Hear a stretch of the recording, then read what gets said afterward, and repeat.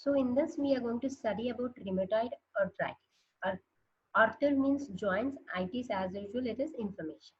So rheumatoid comes from the word rheumatism.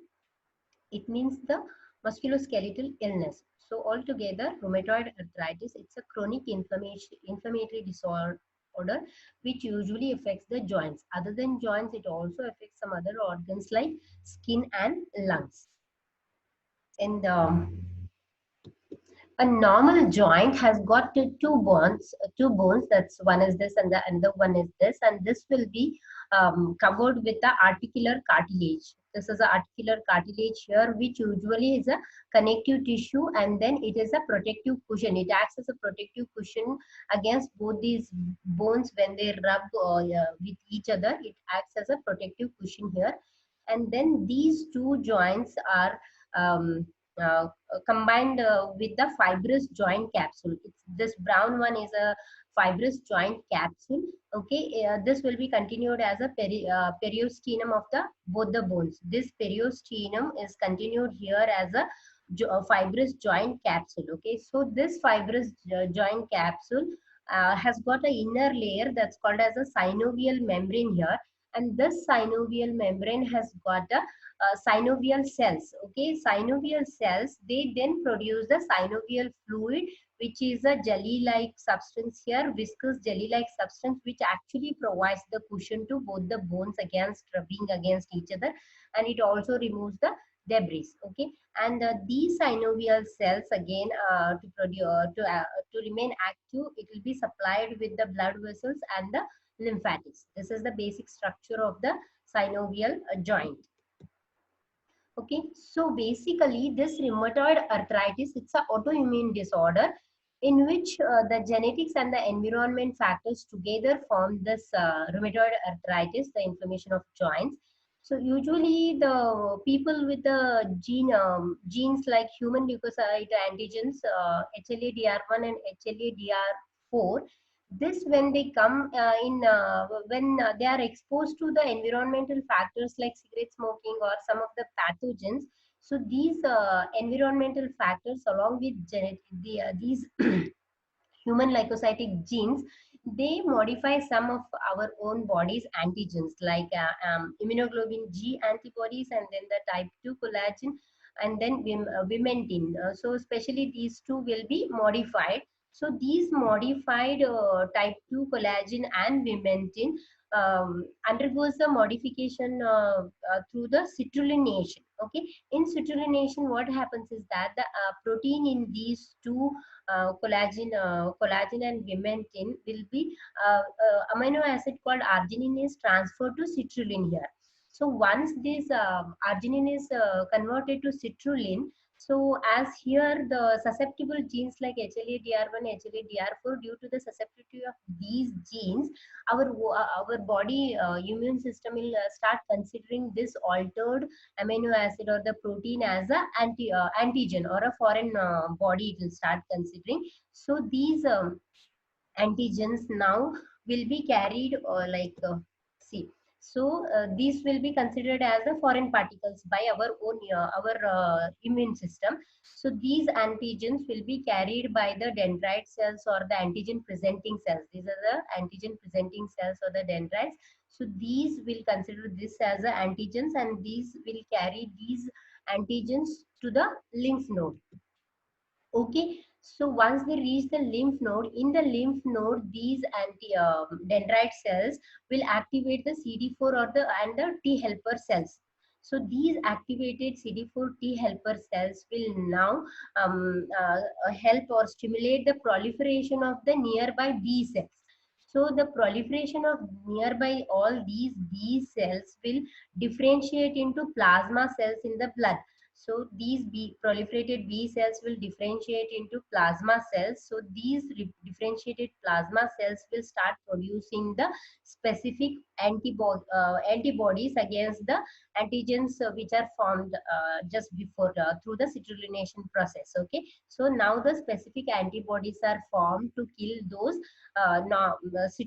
mutated or the modified collagen and vimentin. Okay, so these released antibodies and antigens now through the circulation will reach the joint here. Okay, so these antibodies which are released there and which have reached the joints, now these T cells will start secreting the cytokines like interferon gamma and interleukin 17. So these in turn will start recruiting more and more macrophages, which will then produce some more cytokines like tumor necrosis factor alpha, interleukin 1 and interleukin 6. So all the production of these cytokines in turn will stimulate the proliferation of the synovial cells. The synovial cells which are present here, okay, in the synovial membrane will start proliferating, which then forms the pannus. Okay, it's here the pannus is formed. That's the thick swollen synovial membrane that's called as pannus. Okay, so this pannus is a fibrous tissue or the granulation tissue which has got a fibroblast, inflammatory cells and the myofibroblasts in this. Okay, this is the fibrous tissue, okay, or the granulation tissue which has got the fibroblasts, inflammatory cells and the myofibrils in it. Okay, and the pannus which is formed here over time, it will start damaging the cartilage here. Okay, it will start damaging the cartilage and other soft tissues nearby, and it will start eroding the bone as well. Okay, so these activated or the proliferated synovial cells, they'll release a protein called proteases. Okay, so these proteases will in turn start breaking down the cartilage here, because the cartilage is broken down here as it is a cushion to both the bones. Because it is broken down, there will be a rubbing of these two bones without the cushion, which creates a friction and the pain later. Okay, and then these inflammatory cytokines, that are the T cells, what other thing they do is that these T cells will form a protein around here that's called as a Rankel protein at the T cells. Okay, so these Rankel protein will promote or stimulate the binding of these T cells with the osteoclast class which has got a rank receptor on them. So the Rankel from this and rank from here will bind together, which will lead to the breakdown of the bone at the end. Okay, so they start the process of breaking down of the bone by binding of these T cells with the osteoclast. Okay, through these Rankel receptor on Rankel on T cells, rank on the osteoclast together. Okay, so other than this, it will start incorporating some antibodies like rheumatoid factor RF, that's the immunoglobulin M. Okay, this immunoglobulin M will start acting against the Fc domain of altered immunoglobulin G. And other than this, one more antibody that's formed here is a anti anticyclic citrullinated peptide. Okay, this is the anticyclic citrullinated peptide which will act against the citrullinated proteins. Okay, so by acting against these citrullinated proteins, it will start it will form a immune complex here. This is the citrullinated proteins here, and these are the anti-CPP antibodies. So antigen antibody complex is formed here. Okay, so this will lead to the this immune complex which is formed here will activate the component system. So this component system, it's a family of 9 proteins which will act in an enzymatic cascade, which finally causes the joint inflammation and the injury. Okay, so as the time progresses and the severity continues at the in the chronic inflammation, these inflammatory cells which are formed here will be supplied with the new blood vessels, that is the angiogenesis. So new blood vessels are formed to supply the blood to these inflammatory cells, which will further deteriorate this inflammation, and the more inflammation occurs here. Okay, and then as the disease progress furthermore, it will cause the multiple joints deterioration or the inflammation on both the sides of the joints will be gradually inflamed and then destroyed. Coming to some other complications of this rheumatoid arthritis, that is these inflammatory cytokines, if they are not vanished from the site where they are functioning, and if they will be poured out into the leaked out into the blood circulation by presenting in the blood circulation, they will start harming the other parts of the body as well. Other organs also will be affected.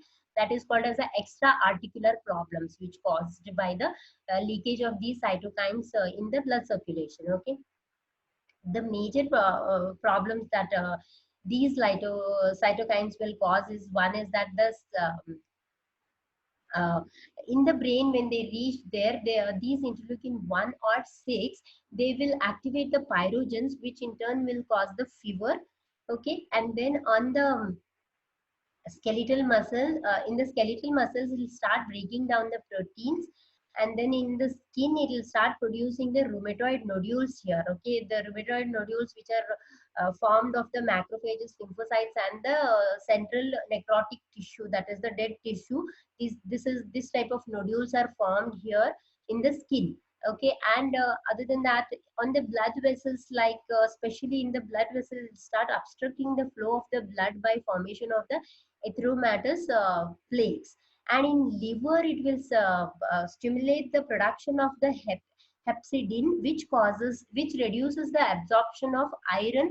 Okay, and because the absorption of iron is reduced, and then this iron is trapped in the macrophages or the liver cells. Okay, and in lungs, actually, in the interstitium, there will be a death of the tissue, or the fibroblast, or the fibrous tissue, or the granulomatous tissue is formed, which is a scar tissue. And then there will be a decreased gaseous exchange also.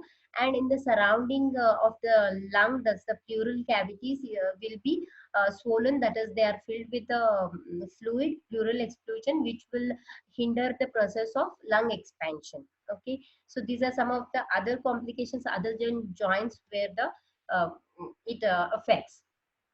Okay, so usually this rheumatoid arthritis affects the small joints only. Usually it affects more than 5 joints, which are symmetrical. Symmetrical, that is, if like both the knees, both the shoulders, both the elbows. Wow. Okay, so usually this rheumatoid arthritis, it usually affects the uh, small joints only, common joints, and the small joints like metacarpal phalangeus. This is the metacarpal phalangeus, and then the proximal interphalangeus. This is the one, and then metatarsal phalangeus. That's of the feet. Okay, this is of the hand, and this is of the feet. Usually, in the beginning, this rheumatoid arthritis affects the small joints. As the disease progresses, as the disease worsens, it will start affecting the symmetrical larger joints like shoulders, elbows, and knees and ankles. Okay, and after the as the disease worsens, it will start forming the flares. That is a sudden worsening phase, like all the inflammatory symptoms are seen, like swollen, warm, red, painful. So inflammatory reaction takes place. And then you can observe the more of the stiffness in the joints, especially in the morning as soon as you get up. And also maybe you can observe the stiffness after a prolonged inactive movement. Okay, and then some other specific deformities that are formed due to this rheumatoid arthritis is the ulnar deviation. This is the deviation from the normal posture. That is the ulnar deviation here you can observe. And the other deformity that is formed is a buttoner or the buttonhole deformity, in which this is a buttoner deformity which is caused here. Okay, this is usually caused because of the extensor tendon splits. Here the extensors tendon is splits, which will which pokes through. Here the proximal phalanges will start poking through, which looks like a buttonhole. That's why it's called as a buttonate deformity. Okay, especially in this case, what happens is that there will be a flexion here. This is the PIP flexion will be there, and DIP hypertension will be there. Okay, that is the buttonhole deformity, in which this is a PIP, that is the proximal interphalangeal joint flexion will be there, and here the distal interphalangeal joint hypertension will be there. So this causes this deformity. Whereas another important deformity that happens here is the swan neck deformity. In swan neck deformity, this is exactly the opposite of this buttonhole deformity, in which there will be a PIP hyperextension, whereas the DIP flexion takes place. Okay. So these are the three specific deformities that are caused due to the rheumatoid arthritis, that is the ulnar deviation, buttonia deformity, and the swan neck deformity. Then coming to some other extra articular complications that arise due to this rheumatoid arthritis are like fever, malaise, and low appetite, and there'll be a weakness observed here. And some organ specific symptoms that are caused are the rheumatoid nodules, which are usually produced in the pressure points like elbows, and rarely you can see these nodules like in lungs, heart, and sclera as well. Okay, there will be an increased risk of atherosclerosis. Due to the atherosclerosis, a person may face heart attack and stroke also. So there will be a mm, anemia, interstitial lung fibrosis, and pleural effusions you can observe.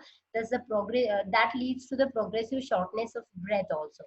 These are some of the extra articular complications that arise due to the rheumatoid arthritis. And one more important complication that is formed due to this rheumatoid arthritis is called as a Felty syndrome. Okay, in Felty syndrome, majorly what happens is there will be a splenomegaly and granulocytopenia. Okay, these two are the most life-threatening infection which are caused due to the rheumatoid arthritis. So overall, this is the rheumatoid arthritis, which is an autoimmune um, uh, disorder. Okay, so we have studied the pathogenesis, complications, and the causes of this rheumatoid arthritis here.